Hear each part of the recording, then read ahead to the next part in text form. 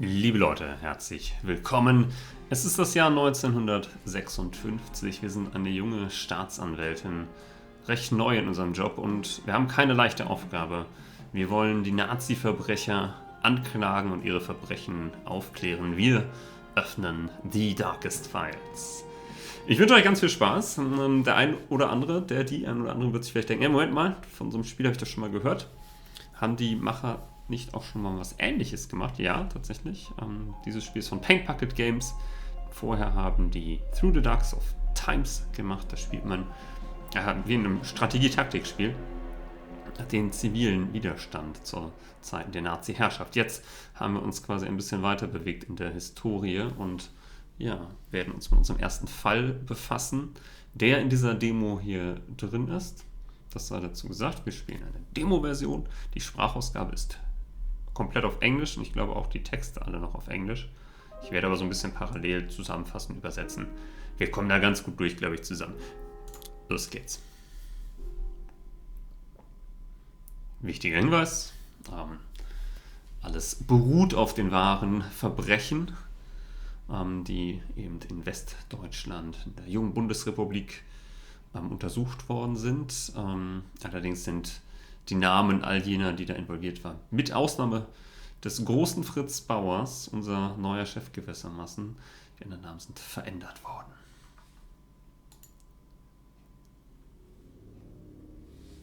Frankfurt, West Germany, 1956. 11 years after the end of World War II, many crimes of the Nazi era still go unpunished. The perpetrators of these crimes are walking free. Many judges, prosecutors and police officers have already served under the Nazis. Now they have no interest in prosecuting their former comrades for actions similar to their own. For the victims of these crimes, this is unbearable. To end this, Attorney General Fritz Bauer establishes a special unit of young prosecutors with no ties to the old regime. I am Esther Katz. I am one of these prosecutors. We are investigating Nazi crimes and bringing perpetrators to justice. Not to avenge, not to heal, but to show that there are laws that apply to all. It doesn't make us popular. Most want to forget. Some want us to shut up. But they cannot stop us. Nothing belongs to the past. Everything is still present and can become the future again. Das ist ein schönes und wichtiges Zitat, um hier zu starten. Und ich finde heute noch genauso aktuell wie damals im Jahr 1956, am 3. September, in dem wir scheinbar unseren neuen Job antreten. Wir sind also Teil eines jungen Teams, unbelasteter, in einem System voll von Menschen mit einer äußerst düsteren und, ich sag mal, braunen Vergangenheit. Aber dann lasst uns mal starten. Frankfurt haben wir gerade gelernt. Und das scheint unser Büro zu sein. Hello? Hier. Anybody here? Sehe ich Not direkt much of unser a Schild. welcome party. Gucken wir uns kurz mal um. Das sind die Kollegen. Also der ist nicht alleine hier unterwegs, aber scheint noch nicht so viel Lust. Ja, dann lasst uns da erstmal reingucken, unser neues Büro. Unser neues Büro kennenlernen. Und wer sind Sie denn? Now, where have I... Wühlt die da gerade an unserem Tisch? Wir sagen erstmal Hallo. Guten Morgen. Oh, hello, good morning. Sorry I didn't hear you enter. You must be Miss Katz, right? Ja. Esther Katz, yes, that would be me. And you are? Paula Fischer. Hello. I'm a legal assistant here for Mr. Bauer's team. Well, the legal assistant. We're a bit understaffed at the moment. Okay, schön dich kennenzulernen. Ja, wir sind nicht so viele scheinbar. It's nice to meet you, Paula. Oh, it's my pleasure, believe me. I've brought you this week's newspaper and a letter that arrived for you. Anyway, I should probably be going. I'll be at my desk if you need anything. You'll find me. Or through the intercom. We just had the whole system installed. It made my life so much easier. Ja, ey, Technik ist nicht aufzuhalten. Thank you. Is there anything else? Mr. Bauer wants to talk with you once you've acclimatized. His words, not mine. He should be arriving soon for that matter, so should the rest of the team. I see. Very well then. Thank you. It's a pleasure to have you on our team, Miss Katz. Dann richten wir uns ja erstmal ein, Alright würde ich then. sagen. First encounter, check. Time for me to settle in. Ein großzügiges Büro, möchte ich meinen. Direkt gegenüber von Monas? Ja, Monas Gaststätte. Können wir vielleicht mittags einen kleinen Snack dazu essen. Was haben wir denn hier? Unser Familienfoto, das soll natürlich nicht fehlen. The last holiday we spent together as a family. I'm so glad Dad made us do it. Franz was such a show-off that summer. Always trying to impress the girls. I wish you were here, Big Brother. Das dürfte ja wohl er hier sein, unser Vater, unsere Mutter und eine Menge Pferde. Ich könnte übrigens mal kurz Menü gucken. Ich fand den Regen etwas laut, die Musik kann vielleicht auch ein bisschen, ja, kommt die Stimmen ein bisschen besser raus. So, dann gucken wir uns mal unsere Look at that. Diplom an. Written evidence of all those sleepless nights. And the ton of coffee. But here I am. I finally made it. Pretty sure it was all worth it. Ich wirklich lesen, was haben wir hier? A new job deserves a fresh journal, ready to be filled with notes and tasks. Das mache ich tatsächlich auch. Oh, guten Tag. Hello? Mr. Bauer is ready for you. He says at your own time. With him, that means as soon as possible. Thank you. I'd better get going then. Good luck. Okay, wir können hier telefonieren und über H gibt es mehr Informationen oder was? Alles klar. Und wir haben unser Notebook, da können wir auch mal reingucken. Okay, okay, so kommen wir ran. Okay, vorstellen. Kriegen wir hin. Das ist der 3. September. Hier ist noch. Sollen wir noch kurz die. Ja gut, wenn er schon nach uns ruft, dann gehen wir erstmal vor, wir die Zeitung lesen. Aber dieser Brief, naja, dieser Brief, den haben wir natürlich nicht vergessen. Wer ist hier noch? Christoph Wohlmuth. Okay. Miss Katz, welcome to the front line. Guten Morgen, würde ich sagen. Good morning, Dr. Bauer. Just Mister. We're working together. My name, as you already know, is Fritz Bauer, General Prosecutor. Much to the displeasure of the public, I insist on investigating the many crimes committed under the NSDAP. Most of them, of course, have long since gone cold.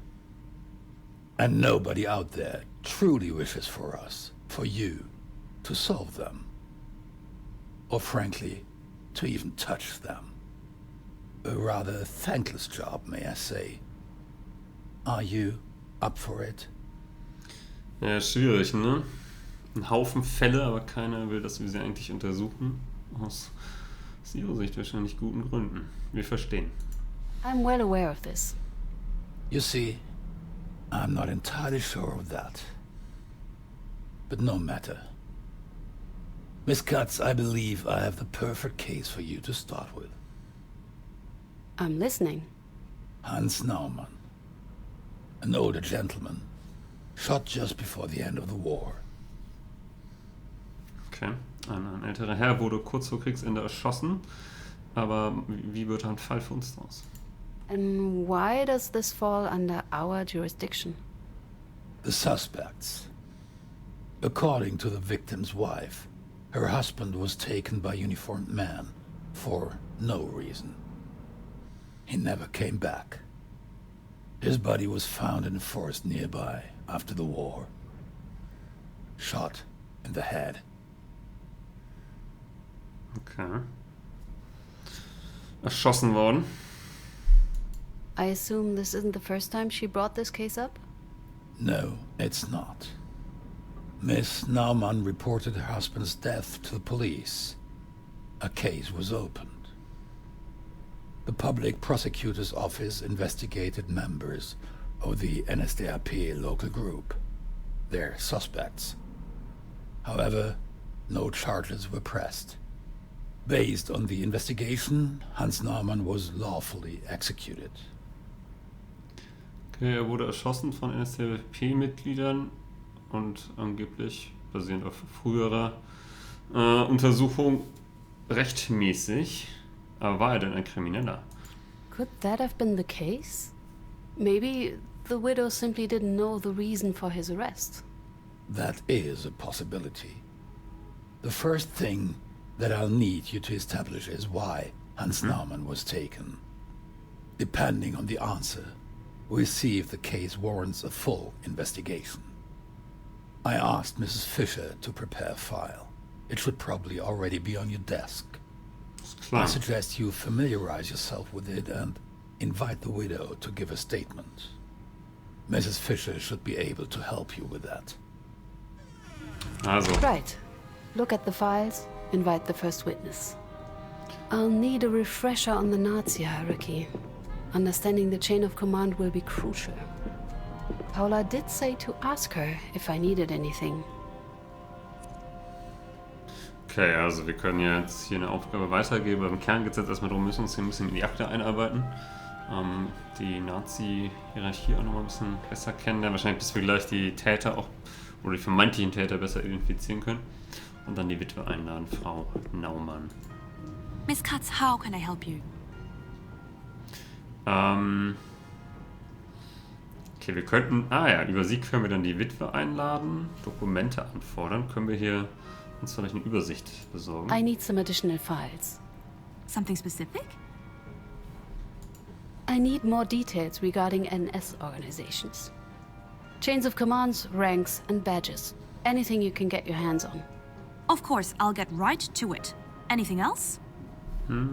Erstmal nicht. Ich würde sagen, wir arbeiten uns erstmal ein, dann holen wir Thank you, Paula. That will be all for now. Here if you need anything. Oh, by the way, did you talk to your colleagues already? They should still be in their offices. Ja, jede Menge zu tun. Ich finde es übrigens interessant, dass jetzt hier in der Demo schon so viel drin steckt. Auch, also Sprachausgabe, dass ich jetzt hier auch schon mit anderen Kollegen sprechen kann. Schon eine Menge. Bevor wir die Fallakte uns angucken, möchte ich diesen Brief nochmal uns zu Gemüte führen, der hoffentlich... Okay, Transcript. Meine liebe Tochter, herzlichen Glückwunsch zu deiner Beförderung. Staatsanwältin mit 30, das ist nicht schlecht.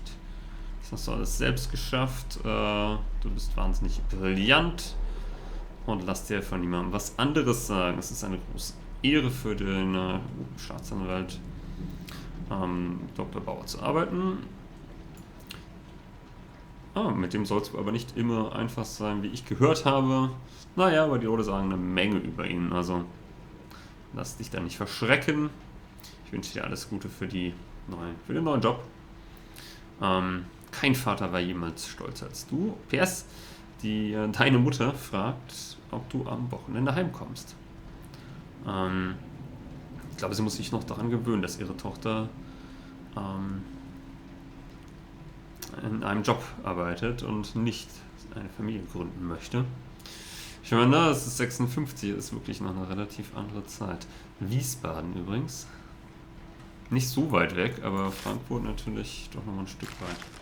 Was steht in der Blattzeitung? Für 10 Pfennige gibt's die. Lotto wurde gespielt.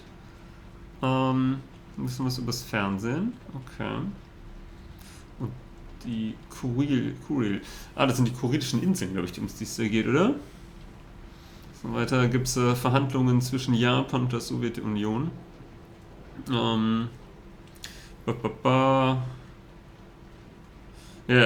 Demand, also Japan soll die Claims von der Sowjetunion. Sachalin und Kurilinseln. Ja, die Kurilien, sagt man auf Deutsch. Also ganz nördlich gelegene Territorien. So, jetzt gucken wir aber mal die Fallakte jetzt mal an, ne? Also. Alles klar. Was können wir hier tun? Also, hier. Also der Fall wurde scheinbar ja dann schon mal untersucht, hat er gesagt, ne? Aber 47, sprich 9 Jahre ist das her. Damals hieß es dann, Herr Naumann wäre rechtmäßig erschossen worden. Die Ermittlungen wurden eingestellt, aber die Verdächtigen eben NSDAP-Mitglieder. Also, der offizielle Report, 12. Januar 1947. Die Untersuchungen zum Tode von Hans Naumann aus München haben gezeigt, dass er einem Gewaltverbrechen zum Opfer fiel. Mehr Details finden Sie im Report. Dann haben wir den Polizeireport hier. Es gibt 4 potenzielle Verdächtige: Faltmann, Kiebitz, Schickert, Schwarz. Die polizeiliche Untersuchung wurde geschlossen und der Fall geht damit an die Staatsanwaltschaft, wird an uns doch noch weitergegeben. Wenn wir Fragen haben, sollen wir uns melden. Alles klar. Dann haben wir den Polizeireport vom 10. Mai 45. 10. Mai 45. Okay. Ein toter Deadbody, eine Leichnam wurde der Polizei in einem Waldgebiet nahe München. Der Fund des Leichnams wurde uns mitgeteilt. Der Verstorbene wurde als Hans Naumann, 77 Jahre alt, identifiziert. Die Autopsie gab die Information frei, dass er durch eine Schussverletzung in den Kopf starb. Aus kürzester Distanz, keine anderen Verletzungen wurden gefunden. Die Witwe hat eine Anzeige gegen unbekannte Personen erstattet am 8. August 1945. Sie hat 2 Männer gesehen, wie sie ihren Mann am 28. April, also wirklich wenige Tage vor Kriegsende, wie sie ihren Mann abgeholt haben. Und seitdem war er verschwunden. 4 Verdächtige wurden identifiziert, die alle da mit diesem Verschwinden in Verbindung stehen. Sie wurden verhört und alle haben angegeben, dass das Opfer. Alle Verdächtigen haben angegeben, dass das Opfer des Verrats schuldig war und deswegen rechtmäßig liquidiert worden ist. Okay. Und wir müssen jetzt gucken, ob tatsächlich insofern ein Verbrechen begangen worden ist oder nicht. Dann haben wir noch den Report vom 28. April 1945. Der Blockwart Mittermoser hat einen Mann gesehen, der den Fahnenmast hochkletterte und die Reichsflagge runterzuholen, um eine weiße Flagge zu hissen. Mittermoser hat ihn angewiesen, das zu stoppen. Und er versucht, ihn auch zu fangen, aber der Täter, sage ich mal, ist geflohen. Und der Blockwart ist dabei verletzt worden. Okay, Mittermoser war sich sicher, dass er einen jungen Mann aus der Gegend, Jan Naumann, gesehen hätte. Wahrscheinlich dann der Sohn von den beiden. Ne? So, und der lokale Gruppenleiter Faltmann ist sofort los, um Naumann festzunehmen. Jan Naumann, aber dann ist ja die Frage, warum wurde, wie heißt der Hans Naumann. Warum ist dann Hans Naumann mitgenommen worden? Was haben wir hier? Vom 21. März 47 wieder. Okay, die Anklage quasi, beziehungsweise die Aussage gegen die 4 Verdächtigen, die damit zu tun haben.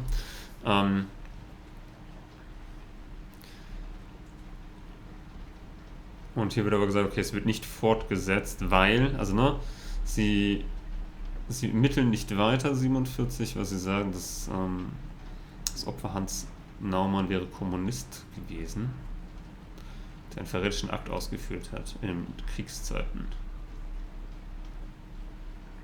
Daher war die Exekution rechtmäßig in den Zeiten des Krieges, sagt der Staatsanwalt. Okay, alles klar. Puh, auf welcher Basis? Na, wir Leute, wir arbeiten uns jetzt ja einmal durch die Prinzipien, aber jetzt bin ich natürlich gleich gespannt, was die Witwe uns sagt. Das Ganze basiert auf Artikel 103 Abschnitt 2 des okay, und so weiter und so fort. An act may be punished only if it was punishable by law before the act was committed. Also der Grundsatz, der hier quasi dann aufgeführt wird, ne, dass wir es auch nur verfolgen dürfen, wenn es denn auch damals ein Verbrechen gewesen wäre. Und da sagt die Polizei scheinbar oder sagt der damalige Staatsanwalt, nein, das ging nach Recht und Gesetz vonstatten. Okay. Ja, alles klar, okay. Das waren alles erstmal an Unterlagen, was wir zum Fall haben. Eine Aufgabe. Ich die nochmal sehen hier, oder? Also, was für To-Dos haben wir? Wir müssen die Witwe einladen. Dokumente anfordern. Und Hallo sagen den anderen Kollegen. Und hier können wir quasi den aktuellen Fall uns anschauen und den Hinweisen, die wir folgen müssen. Also warum wurde er mitgenommen? Und ja. Ja, ist klar. Warum wurde er mitgenommen? Weil, ne, jetzt scheint es ja erst einmal auf seinen Sohn hinzudeuten. Das haben wir, dann würde ich sagen, laden wir die Witwe ein. Jetzt haben wir uns eine Übersicht verschafft, jetzt wollen wir natürlich hören, was sie zu sagen hat. Miss Katz, how can I help you? I need you to invite a potential witness. Of course. Who should I reach out to? Ludmilla Naumann, the victim's widow. I want to hear her version of what happened. Of course. I'm on top of it. Anything else? Habe ich doch aber schon angefordert, oder? I need... Resistance Research? Will ich eigentlich... Nee, das That's war ja it. auch Of Option. course. Anything. Lass mal weiter nicht. Thank you, Pop. Here if you need. So, jetzt die Frage, die meldet sich dann wahrscheinlich bei uns, wenn die Witwe da ist. Und ihr ahnt es, das ist tatsächlich ein Ermittlungsspiel, ne? Also wir müssen am Ende diesen Fall rekonstruieren und zusammensetzen. Werden uns ja mit den Verdächtigen natürlich auch noch auseinandersetzen und dann die Szene langsam rekonstruieren. Jetzt gucken wir ganz kurz in der Zwischenzeit, wenn wir warten mal. Getting reacquainted with my How's new that going? coworker. I had hoped so, at least. You know perfectly well what I mean. No, it seems I really don't. Why are you here, Katz? Not in the room. Here, working for Mr. Bauer? Das ist ja schon mal ein netter Kollege. Warum sind wir hier, fragt er. Also, nicht, ne? Bei Fritz Bauer in seiner Einheit. Na, weil es wohl richtig ist, würde ich sagen. It's the right thing to do. Somebody has to do this work. That somebody being you? And you, apparently. I suppose since you're here, you won't be going anywhere for some time. Not anywhere up, at least. And there's enough trouble here without all this. Ist das eine Entschuldigung? Do I sense an apology coming? More of a truce. Don't push it. Very well, as long as you keep to it. Katz, welcome to our little hell. Peters. Ja, ich dachte, ich habe ihn falsch eingeschätzt jetzt. Das scheint ja doch ganz nett zu sein. Müssen wir jetzt mit allen reden, oder? Okay. Weil die Witwe ist ja eingeladen, das heißt, wir warten jetzt. Wahrscheinlich müssen wir jetzt einmal mit allen kurz gequatscht haben. Warte mal, hier war nur die Toiletten. Können wir da auch hin? Ne. Dann gab es Fritz Bauer, mit dem haben wir geredet. Und dann gibt es noch Kollege Wohlmuth. Oh, hello. Oh, please, forgive the mess. I'm afraid I didn't have the time to clean up. Miss Katz, right? Esther Katz, nice to meet you. Oh, Pleasure is all mine. Christoph Wollmuth. Christoph, preferably. I try to be on first name basis. Ja, wie geht's denn so? And how's that going? It worked with Paula, not with Simon. Didn't dare to try it with Bauer. Oh, das will ich ja nicht. In this case, I would prefer you treat me like your male colleagues. We are a small team. I'd love to tell you that we are small and tight-knit, but, well, happy to have more people join the fight. Especially someone like you. Dankeschön. Thank you, I suppose. Right. Again, it's a pleasure to meet you. Likewise. I'm looking forward to working alongside with you. Ja, auch There's ein nothing sehr left for junger me to natürlich. do. I should call it a day.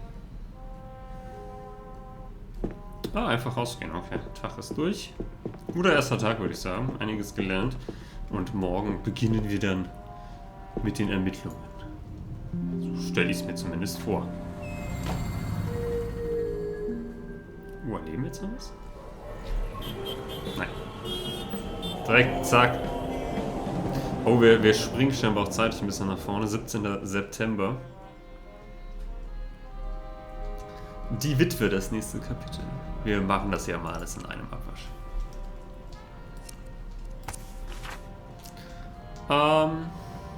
Könnten optional in die Zeitung gucken. Das ist doch immer ein ganz guter Tagesstart. Ich würde sagen, weil ich finde es sehr spannend natürlich zu sehen, was für ein junges Team wir hier sind. If Aber you'd have a moment, I got you the files you requested. durchaus Sinn. Das hat auch ein bisschen gedauert, Good morning, Paula. Frau Fischer. An overview of the Wehrmacht, police, and NSDAP, just as ordered.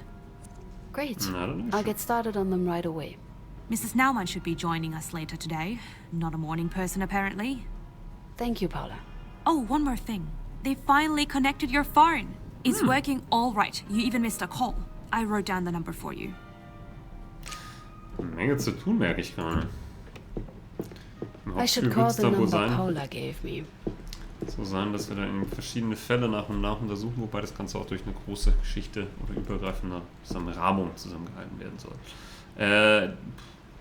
Kurz die Zeitung. Oh, der olle Globke. Ja.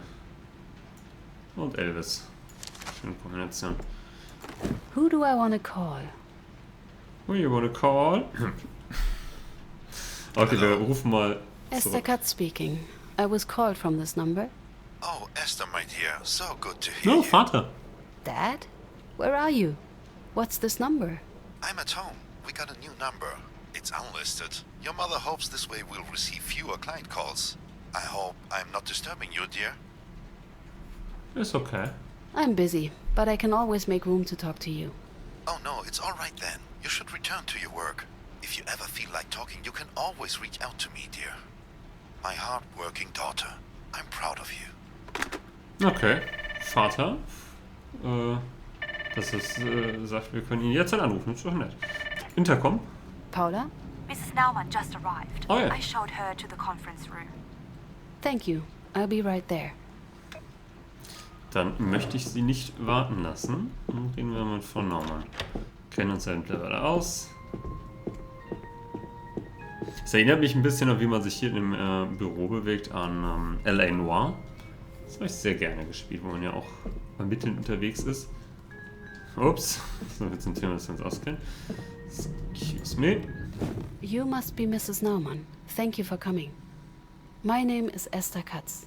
I am one of the prosecutors in Attorney General Bauer's team. Good morning, Miss Katz. I am very grateful that you found the time.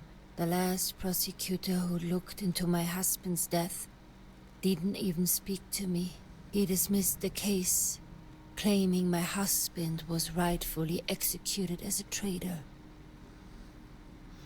Also der letzte, das wissen wir schon. Letzte Staatsanwalt hat sich gar nicht damit befasst, hat gesagt, ja, das war alles rechtmäßig. Aber gut, wir werden rausfinden, was passiert ist. I will certainly try to find out what happened to your husband, ma'am. But first things first. I know it's not easy, but please take me through the day your husband was taken. Okay. Was ist passiert?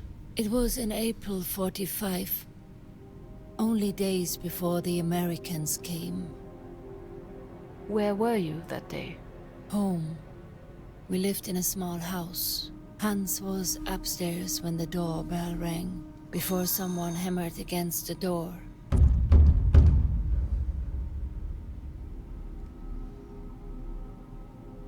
Okay, wir können jetzt. Okay, wir können jetzt je nachdem, auf was wir quasi klicken, Fragen dazu formulieren. Zum Beispiel mal auf die Uhr.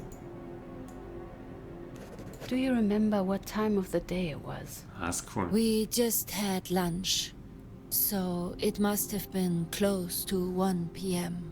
Okay. Ich glaube, bewegen kann ich mich nicht, aber ich kann alles anvisieren. Did you see something outside? It has been a while, I'm not exactly sure. There was a car, I think. Okay. Yes, one of those big, terrible trucks that they used. I remember them. They were just everywhere. Did you and your husband live alone? No, there was also our son Jan. He insisted on staying with us to help around the house, at least until the end of the war. But he wasn't in. He went out in the morning before we woke up. Also sie haben zusammen mit dem Sohn gewohnt, der war allerdings nicht zu Hause, als die Männer kamen. Jetzt ist es gegen Mittag. Guck mal. Wer war an When you der Tür? opened the door, who was it? There were two men. One of them was pointing a gun at me. Jetzt haben wir uns ja die Abzeichnung nicht angeguckt, das könnte uns wahrscheinlich gleich helfen. Was ich noch machen möchte, mir ist das immer noch ein Ticken zu... Zack. So, auf 70 vielleicht beides mal. Dass man auch sie gut reden hört. Wir gucken uns erstmal an, Do wer you ist der Mann mit remember der what Waffe. they looked like? Both wore uniforms. Brown ones, if I'm not mistaken. Were those men from the police? No. There weren't police, and there weren't soldiers either. Maybe some kind of party officials or something. One of them was small, thin. He wore glasses, I remember that. The second man was bigger. He was the one pointing the gun at me. He seemed to be in charge. Okay.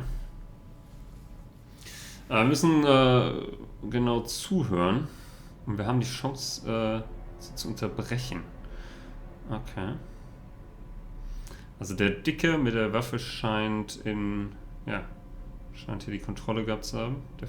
Oder vielleicht war er der Vorgesetzte, aber warum dachte sie das denn? What made you think that?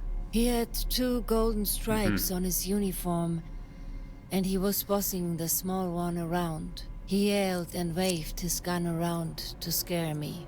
They demanded to speak to Mr. Naumann. The gun was still there, and I was just so afraid I couldn't even move. Hans came down and asked them what they wanted. They demanded to know if there was anyone with us.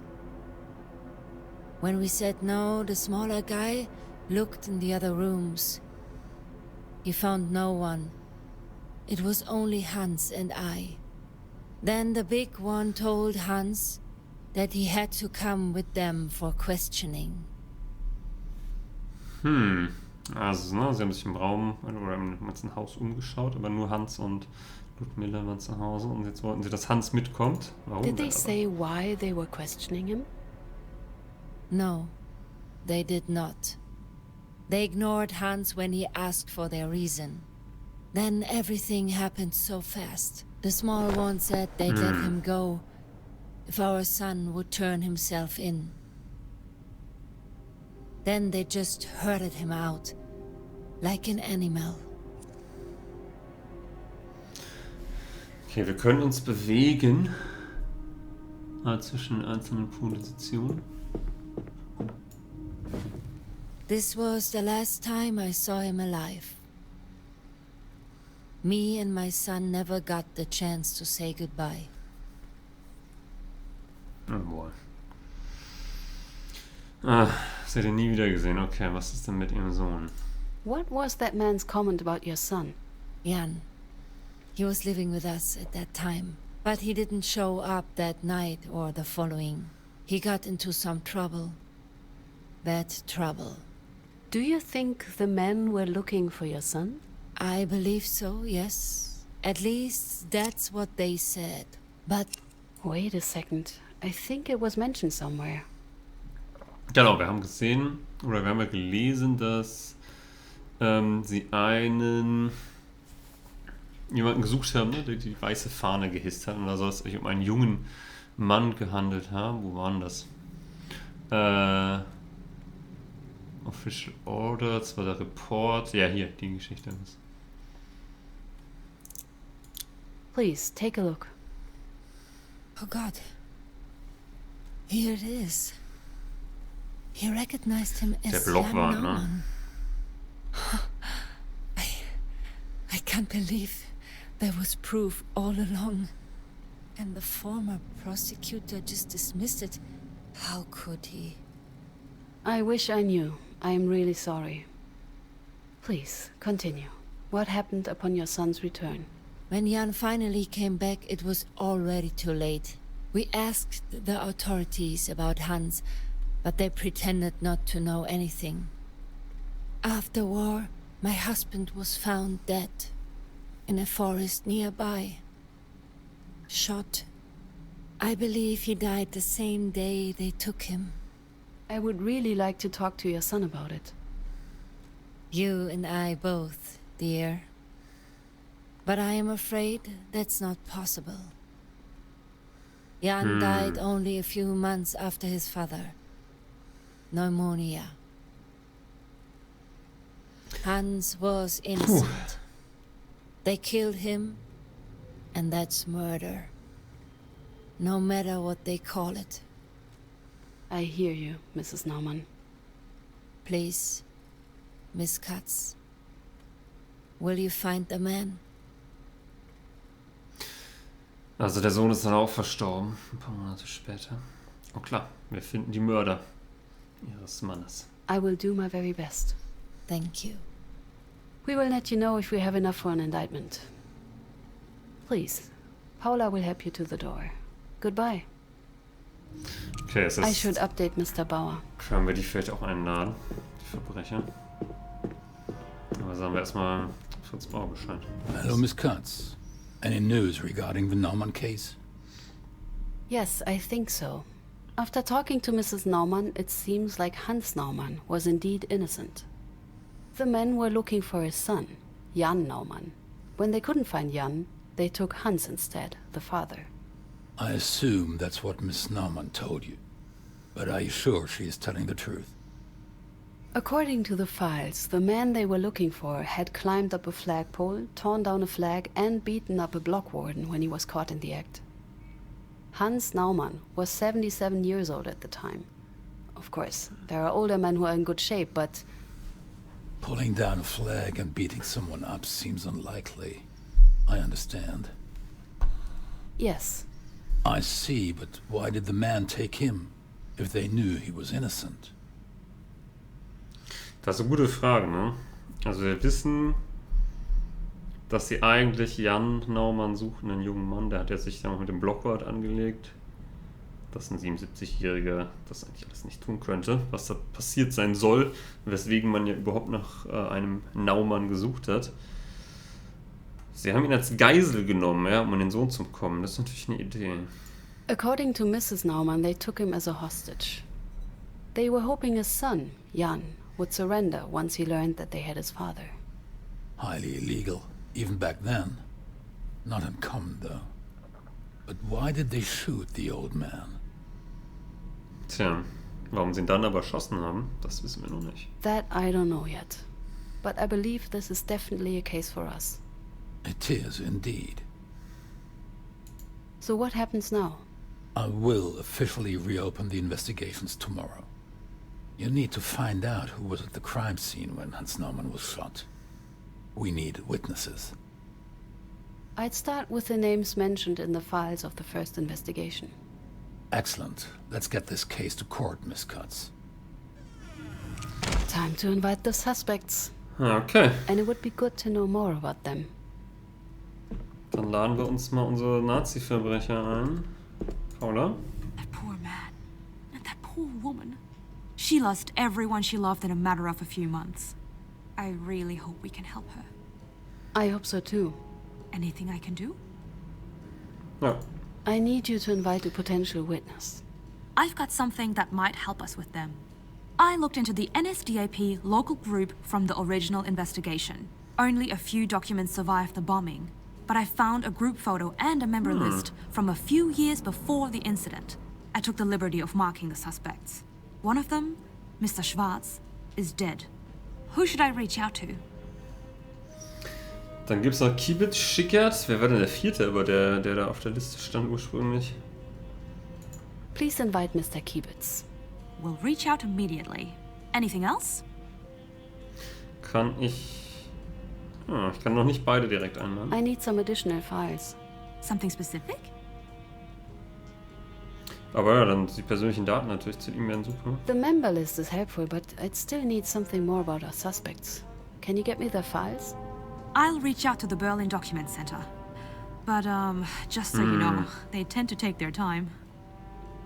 Ja. Nothing for now, thank you.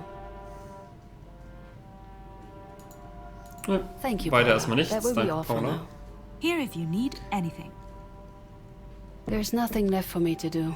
I should call it a day. Ich will nur einmal gucken, wenn wir jetzt diese...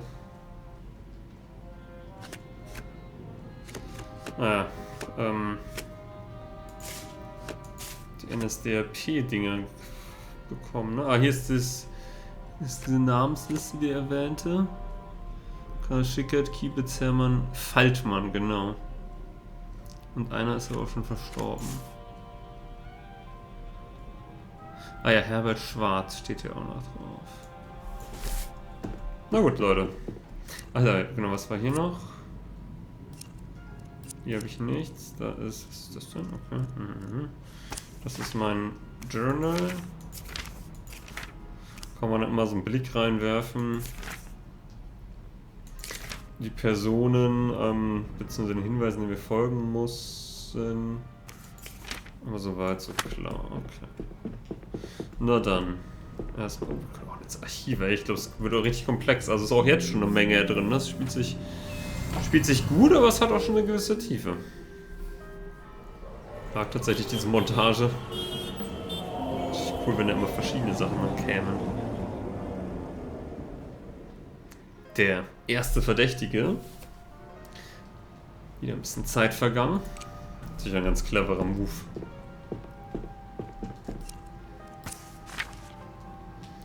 Geht zur Arbeit. Das kriege ich hin. Good morning, Miss Katz. Good morning, Miss Katz. Ja, guten Morgen, Miss Paula. Katz. Ja. Miss Katz. Wollte sie mir jetzt sagen, irgendwie, dass ich... Ach.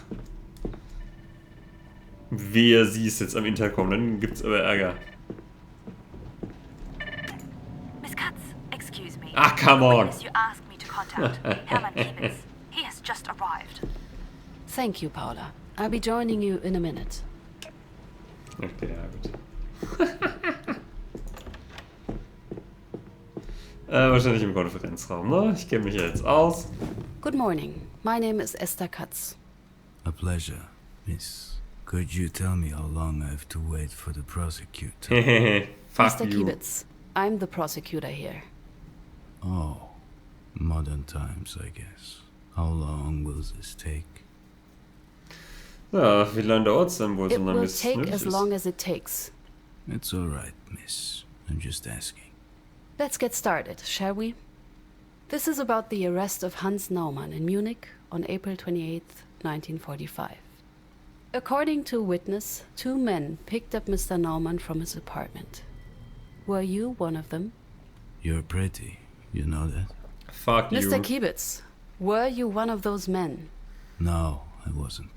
We drove to the house. Then our group leader and Mr. Schickert got out of the car to arrest the man. Then they tossed the old man into the car and headed to the district office. After we put him in the cell, I waited in the hallway, talking to Mr. Schickert. The district office. Where was it located? We just had moved it into the basement of an old brewery, still stuffed with beer bottles and barrels. The higher-ups decided it would be a safer place for us. With all the Yank air raids, Group leader Faltman went into the district leader's office. Okay, also wir haben Kiebitz, der sagt, er war jetzt keiner von denen, die reingegangen sind, so habe ich es jetzt verstanden. Beziehungsweise er sagt Schickert, das dürfte dann der Dicke sein, er hat ihn festgenommen, der Dicke mit der Waffe. Und Faltmann ist dann scheinbar ja nochmal der Vorgesetzte.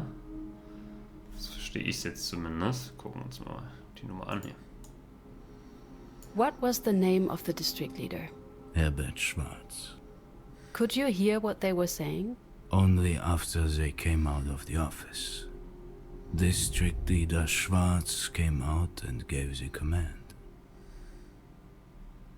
Oh, jetzt Faltmann und Schwarz, glaube ich, verwechselt. Also Schwarz ist dann der Oberste in der Kette, ne? Was hat er denn gesagt? What command? What did he say? He ordered us to execute the man. Then he left. I felt uneasy. This wasn't right. Okay, Schwarz, der District Leader, hat gesagt, hinrichten. Okay. Gibt's hier noch was zu sehen?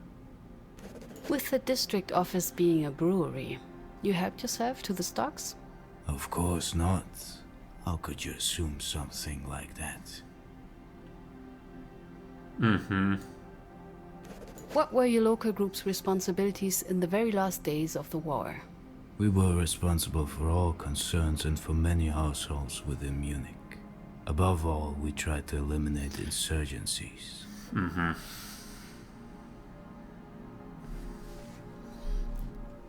Ja, sie sollen vor allem Aufruhr They niederschlagen. must have had drinks from the supplies.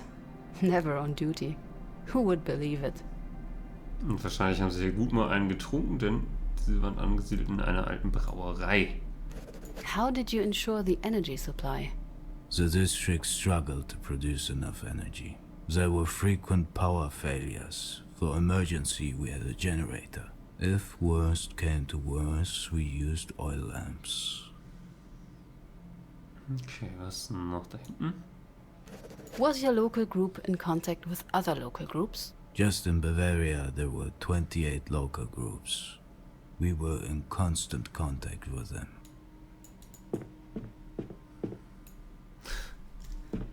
Also jetzt kann ich mich auch bewegen. Das scheint das Büro vom Schwarz zu sein, aber hier gibt es noch nichts zu sehen. Oh Gott, ich hätte mich die ganze Zeit We bewegen können. followed group leader Falkman to the cell. There was tension. Okay.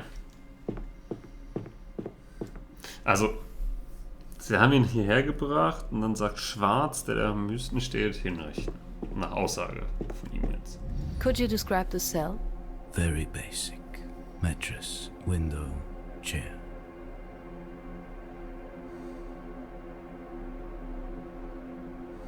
Okay.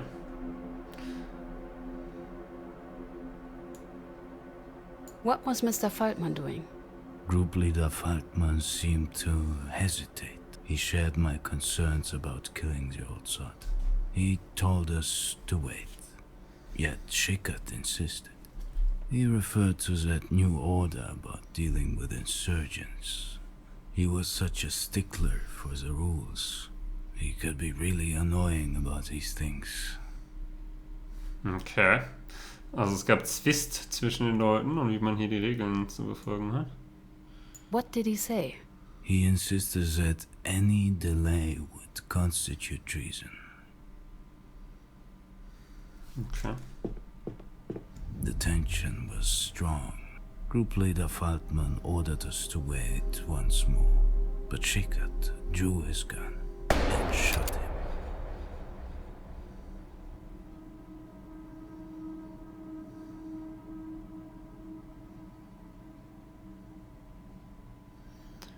Okay, es ist ja behauptet, er und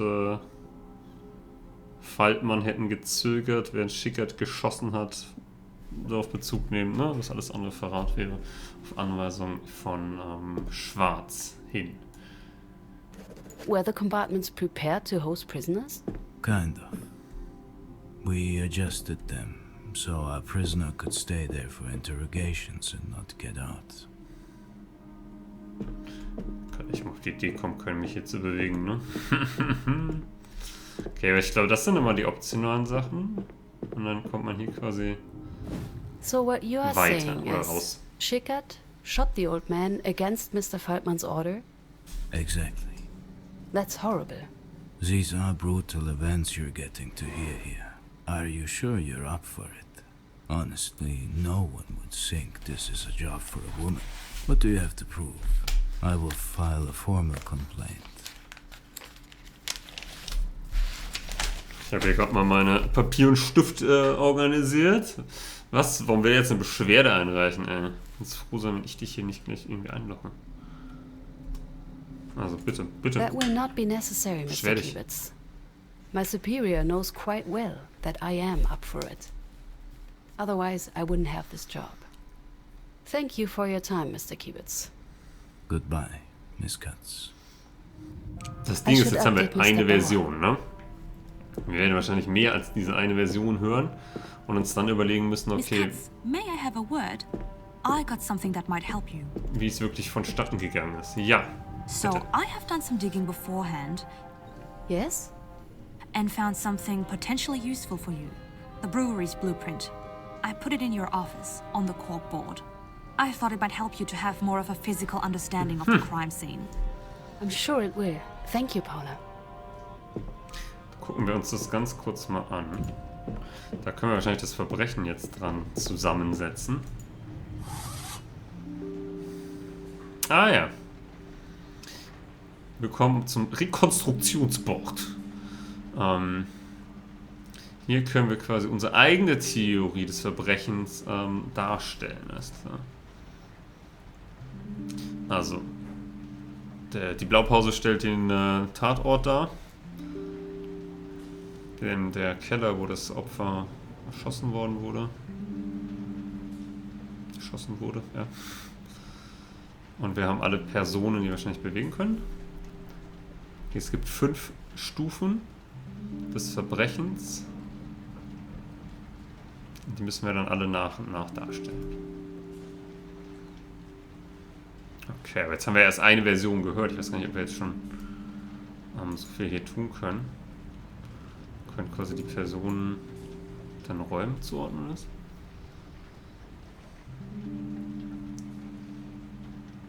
Ich meine, wir hatten, wo ist Mr. Norman? Okay. Also er wird ja hier hinten hingebracht.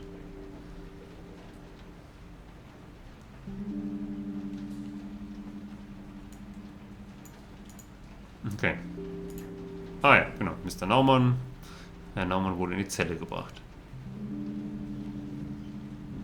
Okay. Und er bleibt quasi da, es sei denn, ich positioniere ihn wahrscheinlich in einem der anderen Schritte dann um, aber er war ja von Anfang an quasi dann da. Und jetzt haben wir eben das Problem, dass wir widersprüchliche Geschichten hören werden oder könnten.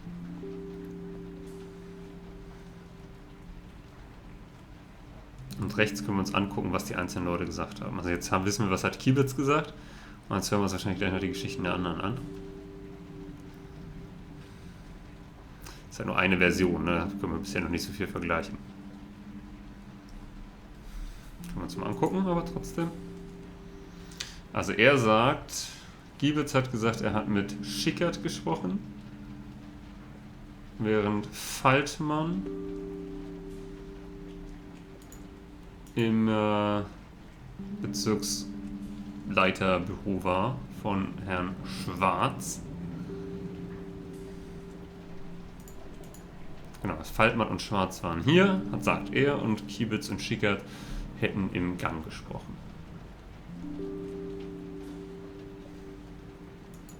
Na, jetzt kommen wir hier weiter, das. Dann war der nächste Schritt. Dann sagt er, okay, Faltmann und Schwarz sind wieder in den Gang gekommen und Schwarz hat gesagt, ihr müsst ihn hinrichten.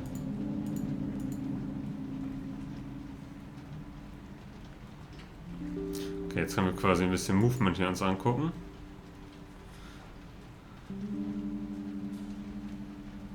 Okay. Check.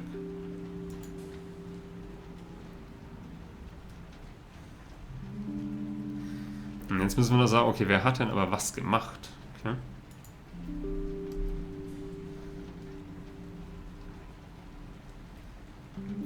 Und müssen quasi Fritz Bauers Fragen beantworten, die jetzt hier wäre. Okay, wer hat denn die Exekution befohlen? Das können wir hier scheinbar auch tun. Edit Mode. Zack. Wer hat die Exekution befohlen? Also, wie kann ich das jetzt eingeben? Aktiv. Jetzt kann ich die Frage sagen. Jetzt kann ich sagen, aha. Schwarz. Ist das jetzt eingegeben? Okay.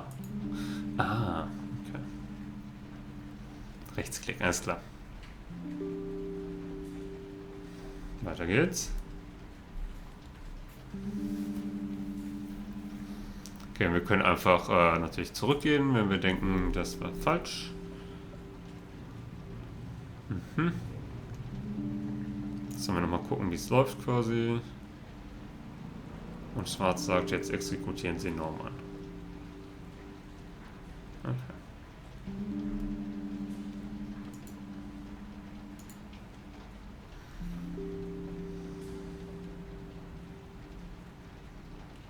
Okay, wir sollen also später wahrscheinlich nochmal wiederkommen, weil jetzt haben wir erstmal nur einen einzigen Ansatz. Dann haben wir das erstmal. Und wir müssen natürlich gucken, deckt sich das? Oder haben wir Widersprüche? Und was ist am Ende unsere Theorie bei der Nummer?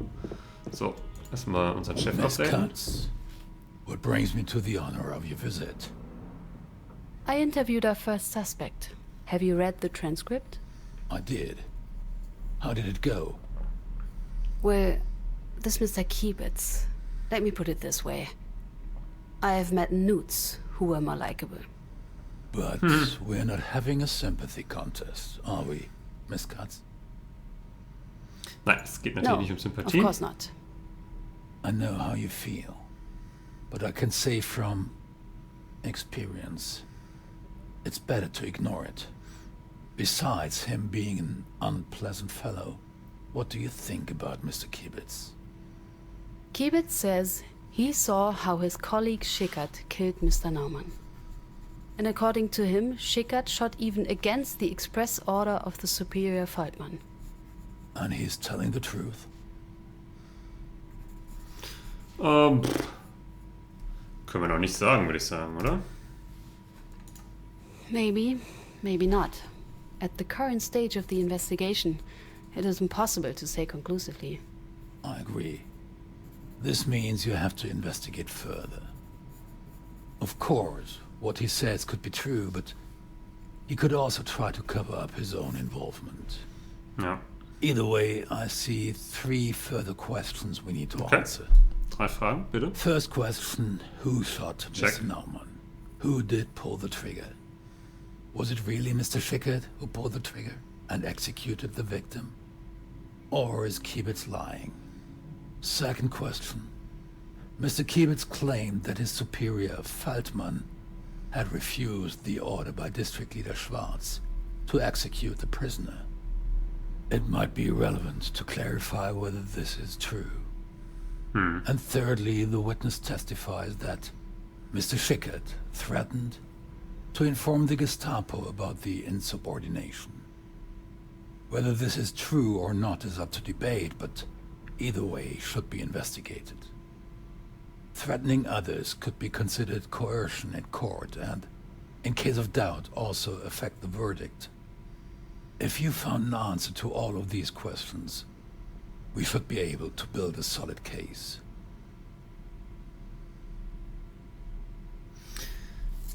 Alles klar, viel Glück. Das Ding ist, jetzt ist die Story ja sehr bequem für Kiebitz und auch Feldmann, ne? Sie sind jetzt diejenigen, die sich quasi gegen die Parteilinie quasi wenden und sagen, nein, wir schießen ihn nicht, während der Schickert, der angeblich geschossen hat, natürlich dann der Böse ist und dann sagt, ja, wir müssen ihn jetzt ja schießen. Also sie werden ja fast hier schon zu Widerstandskämpfern. Zumindest gebären sie sich als solche, der Kiebitz und der Schickert.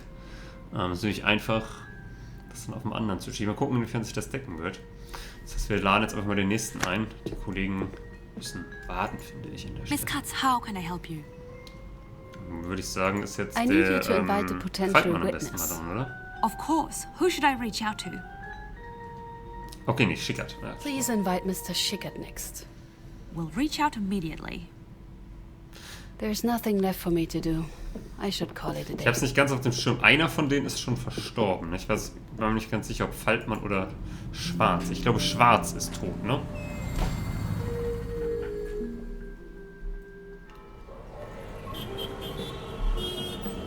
Aber die Hierarchie wäre ja Schwarz, Faltmann und darunter dann Kiebitz und Schickert. Eine andere Wahrheit kommt jetzt. Das ist übrigens meine größte Schwäche, Namen. So, jetzt wissen wir, wie es läuft. Wir gehen erstmal in unser Büro. Miss Katz, a second? Miss Katz, a second? Ja, bitte. Yes, Paula? Mr. Schickert, the witness you wanted to see? I'm afraid he arrived a bit early. He's waiting for you in the conference room. Already? I know, I told him he might have to wait. Okay. That he will. We did specify the time. Of course, Miss Katz. Sollen wir ihn jetzt echt warten lassen? Dürfen wir ihn warten lassen? Nein, okay, wir sind direkt. Alles klar, dann jetzt Schickert, der nach Kiebitz Aussage Naumann erschossen Mr. haben. Jetzt bin Schickert, ich I gespannt, didn't was expect seine you yet. Story sein wird. Arriving on time means you're 15 minutes late. Interessanter Very Ansatz. traditional. Nothing wrong with good traditional values. Thank you for coming. My name is Esther Katz. I am the prosecutor in charge. I'll cut right to the chase. What happened on the 28th of April back in 45? So, you're finally reopening the case, aren't you? Ja, was soll man da sagen? Yes, we do. There are questions that have to be resolved. It is time for some gentlemen to answer for what happened back then. Just to be clear, you are referring to? Kiebitz and local group leader Ja, fast gedacht. So, your superior and your colleague. What had happened? On that day, Faltmann, Kiebitz and I had captured an alleged insurgent. We had taken him to the district office and locked him in a cell. It was an old man.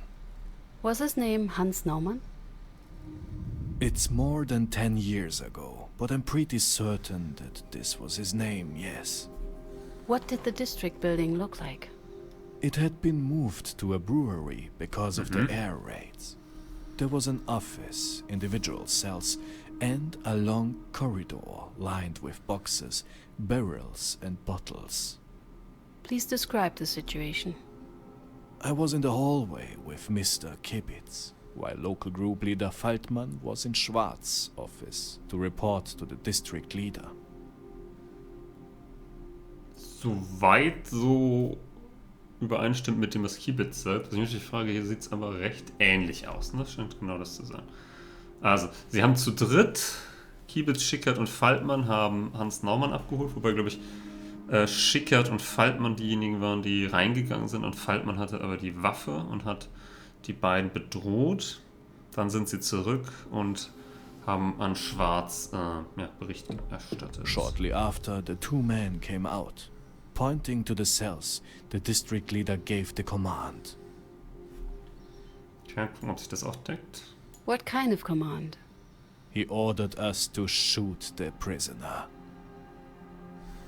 District Leader, das ist ja dann Schwarz, auch übereinstimmt. The district leader returned to his office together with Mr. Kiebitz. Mr. Faltmann asked me to follow him.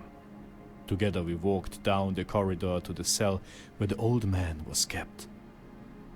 Okay, das ist neu, dass jetzt Schwarz mit Kiebitz ins Büro geht. Weil jetzt sind ja dann nur Schickert und Faltmann hier plötzlich in der Zelle anwesend.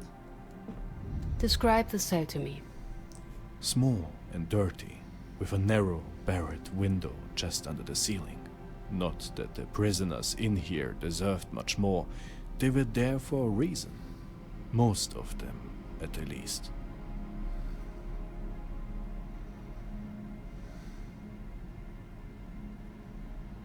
Puh, okay. Faltmann?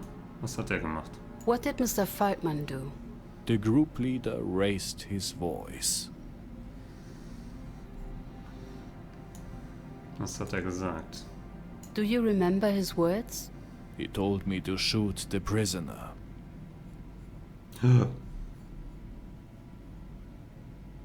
Was hat er denn getan? And did you shoot the prisoner? No, I did not. The man was clearly innocent. Warum? How did you come to this conclusion? He was accused of... what was it again? I remember someone mentioning it. Just a second, I have that somewhere. Genau, jetzt können wir nämlich sagen, okay, wessen oder ja, was war die Tat, derer er beschuldigt war, der Blockwart, hat er gesagt, okay, jemand hat die Fahne runtergerissen und eine weiße gehisst. Das kann ja eher nicht gewesen sein. Ah, es ist ja sogar von Schwarz unterschrieben. Das fällt mir jetzt erst auf. Okay, Schwarz schreibt am Ende den Bericht selber. Ja, okay, klar. Macht Sinn. According to this block warden's report, Mr. Naumann had torn down a Reich flag and beaten up the block warden. Yes, that was it. Look, the man we had captured there. I'd have counted him lucky if he was able to get out of bed every morning.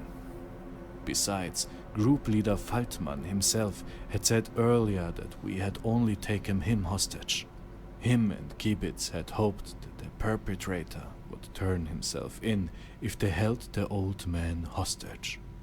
Why did they assume that? Because the perpetrator was the son of the old man. That's what they believed, at least.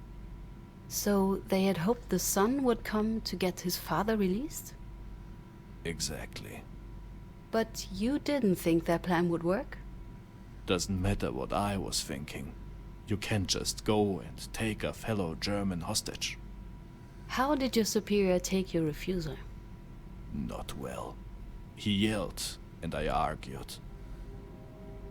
Okay, das heißt, Faltmann hat jetzt in der Version gesagt, dass Schickert ihn erschießen soll, während in der Version von Kibitz Faltmann ja dagegen war und Schickert quasi selbstständig zur Tat geschritten ist. Und natürlich sagt Schickert von sich selbst, dass er sich geweigert hat. Und genau gesagt sagt er, stopp! I told him that it made no sense and that we should refrain from doing that. Group leader Faltmann then threatened me. He said he'd report me to the Gestapo, that I would be severely punished, possibly killed. But you still refused. I did. I just couldn't do it. Okay, er sagt, er hat es nicht getan, obwohl ihm mit der Gestapo gedroht wird, wenn er nicht schießt. I left the room. Outside the cell, I met Kibitz, who was about to enter, a gun in his hand, cocked. The next thing I hear is the shot.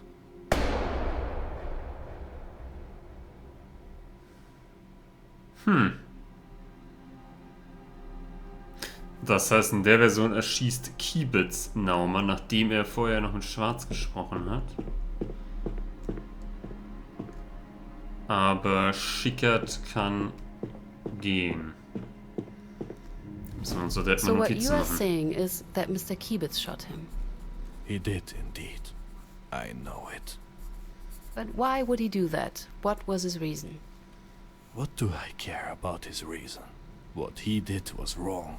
That's why I'm glad the case has been reopened.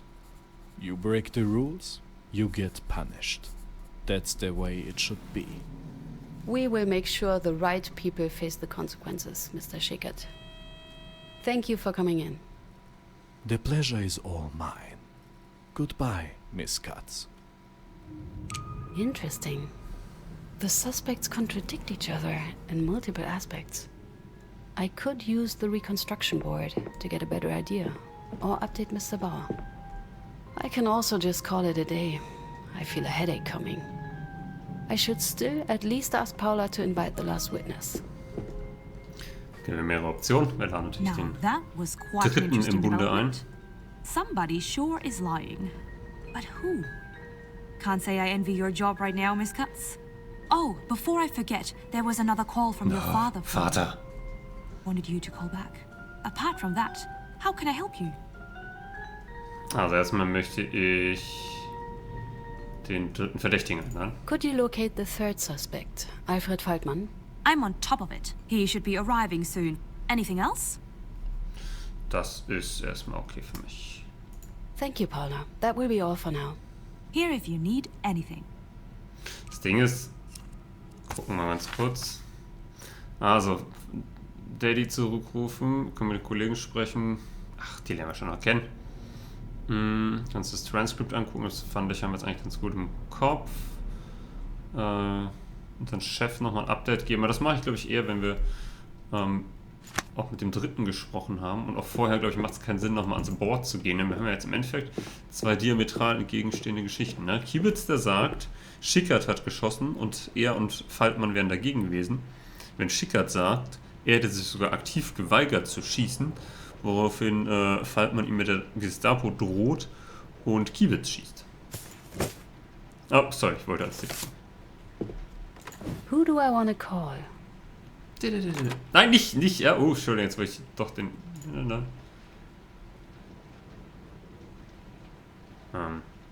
He's not picking up. Das hätte ein ganz Who do I unangenehmes wanna Gespräch call? werden können. Die kann man mal anrufen. Hello, Mom. It's Esther. Esther, my darling. How nice of you to call. Ja, Daddy, Could I ist der talk da? to Dad? How rude of you. Don't you want to ask your poor old mother how she is? Ugh, I'm sorry. You're right. How are you, Mom? Terrible. My only daughter never calls. And when she does, she only wants to talk to her father. Sorry, I didn't mean it that way. Dad had called, and I was supposed to call him back. It's all right, my dear. I'm just kidding. I know that your job is important to you, and unfortunately only your dad can help you. To answer your question, your father isn't home. You'll have to make do with me, but you're calling at just the right time. Am I? You are. I just invited the Müllers for coffee this Saturday. You have to Gott. come. Oh I'm Gott, dying nein. to show off my Nicht die smart Müllers. daughter. Who are the Müllers? Do I even know them? I don't think you have met them yet. They just moved into the piano floor of the house opposite. Oh, did the Webers move out? No, the other house. The Langs. You remember the Langs, right? Thomas Lang, he used to work at the bank. Das ist ein bisschen familiäre Hintergrundgeschichte. Ich meine, wir sind angeblich ja 30, ne? Jetzt ist 56, das heißt, wir waren 19, 18 wahrscheinlich. You used to play with their daughter. Black hair, a ponytail, always got her dress dirty. I just can't remember her name. Eine ganz fürchterliche Ahnung, was hier passiert. I really don't know who you're talking about. Oh, okay. Anyway, I can't this weekend. Oh, what a pity. The Müllers are really nice people. And they have this good-looking son. Oh, Mutter. Mom. All right. Just mentioning it. No ulterior motives. Another weekend, then. Are you free the week after? I need to get back to work now, Mom. A shame. Thanks for your call anyway. Get back to me soon, will you? Sure. Bye, Mom. Goodbye, Esther. Okay, sie There's will uns nothing da left for me to do. I should call it a day. scheinbar mit dem Sohn verkuppeln. Die Geschichte jetzt um die Familie, die früher da gewohnt hat, ist natürlich höchst interessant und könnte in eine gewisse Richtung zeigen, aber mal gucken. Es ist natürlich auch interessant, dass ein bisschen die Familiengeschichte The man und was so clearly gerade was im innocent. Hintergrund erzählt wird. Group leader Falkman seemed to hesitate.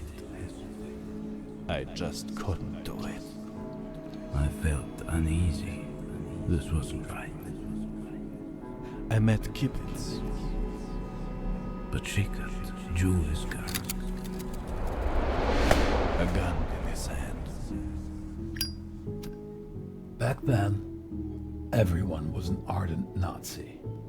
Now they all claim to have resisted, doubted, hesitated, to have said no. Trouble is, somebody must have said yes. Two suspects, two accounts. Both would have us believe their innocence. Both would point towards the other. But who tells the truth?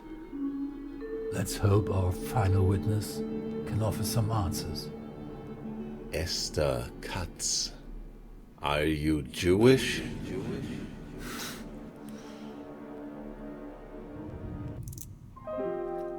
Ah, nein! Wie gemein! Ich dachte, der ganze Fall ist drin. Ah, sie lassen uns hier mit einem Cliffhanger sitzen. Aber, oh, gerade in dem Moment, wo ich richtig hooked war und jetzt unbedingt wissen wollte natürlich, was erzählt uns jetzt Faltmann. Es kann sein, dass ich am Anfang einmal kurz die Namen durcheinander gebracht habe. Ich glaube, ich habe irgendwo immer Faltmann und Schwarz gemischt. Aber das war wohl The Darkest Files die Demo. Ich hoffe, dass wir noch im Laufe von 2023 mehr sehen werden.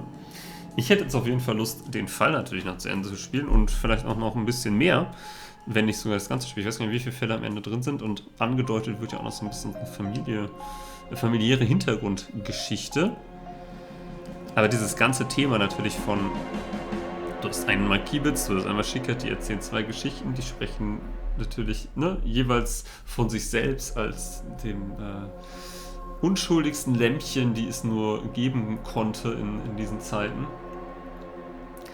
Ganz, ganz grausig, vor allem wenn man bedenkt, dass dieser Fall ja auch im weitesten Sinne auf einer wahren Geschichte beruht, auch wenn wir es hier mit ganz anderen Namen zu tun haben. Hoffe, es hat euch gefallen. Ich hätte euch gerne noch ein bisschen mehr sogar gezeigt.